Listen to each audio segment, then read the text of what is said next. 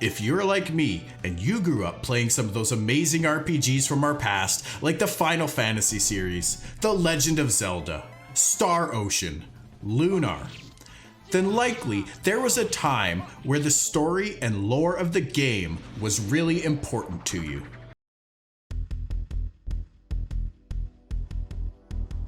Also, if you're like me, that fascination has likely been gone as games have evolved into online races of progression and competition. Whether you're fighting against other players in a contest of abilities and skills, or competing for a raid spot, time to slow down and learn all there is to know about the stories in the world seems to grow ever smaller.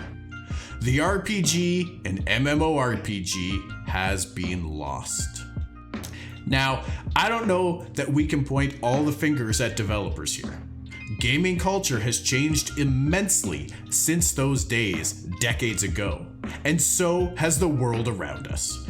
Time is the most precious resource, and we live in an era where entertainment is so readily available that we just want to jump in and play, feel entertained, have a sense of accomplishment or achievement, and put it down again. Studios, of course, then build their product to satisfy as many people as they can in the target demographic so that they can make a healthy profit for the studio. When WoW first landed, it was a true MMORPG. Quest dialogue mattered, lore felt genuine, and many secrets were hidden within those dialogues. That's not to say every NPC had a valuable conversation. In fact, no, most didn't. That's a good thing, given the sheer number of NPCs in the world. But despite your role in the world being kind of laid out, your path was yours to choose. And there were many. Fast forward to present day, and it feels more like a lobby. While you sit around in town and wait for your chosen piece of content to pop up so that you can go in there and do it, you come back to town and you repeat. It's an MMO, but the RPG element feels lost and the game does not feel immersive. Ashes of Creation is aiming to bring that immersion back. With everyone at launch being thrust into an ancient world once inhabited by their ancestors and pushed out by a foreign enemy, the world will be ripe with secrets and mystery. For those of us looking for that rich story and meaningful quest dialogue, I am hopeful that this will be the game to deliver. With no add-ons allowed in the game and quest markers or indicators being minimal, as of current design anyway, reading quest text will be very important, but so will reading the conversation with the NPC that gives you the quest.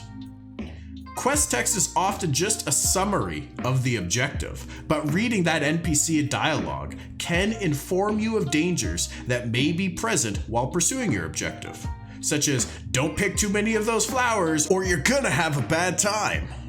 Or maybe don't drink the contents of that bottle because it's poison. Yeah, I did it. Guilty, okay? I died to that the other day during testing.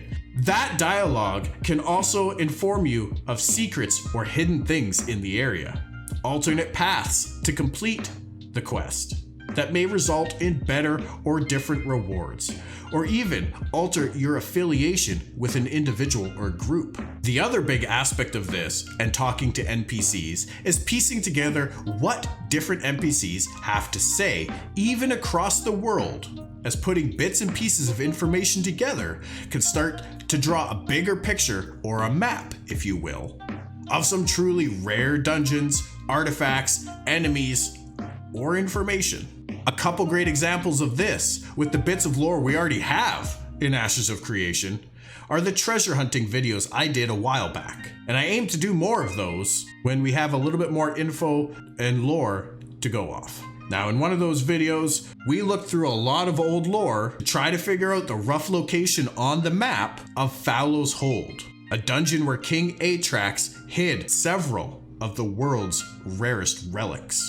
In the other video, we talked about how he who grovels, the Kraken in Ashes, destroyed the ship that the Light Pact were traveling on when they were returning home with all of the artifacts and materials that they had gathered on their adventures to build the portals to get to Sanctus. Both of those will be linked down in the description below. Ashes of Creation brings one more layer to this with the node system and just how much content is gated behind the development of different nodes. Knowing why you want to level one node to a metropolis as opposed to another may boil down to some lore you learned after having conversations with NPCs. When the material you need to craft that legendary sword you found a recipe for drops from a raid boss that only appears when a specific node reaches a metropolis stage and it takes months to level a node to a metropolis stage, you will probably want to have a pretty good idea of what node that is before investing too much time into leveling it. And because each server will progress differently over time, that information may not yet be discovered even months or years into the game by other players.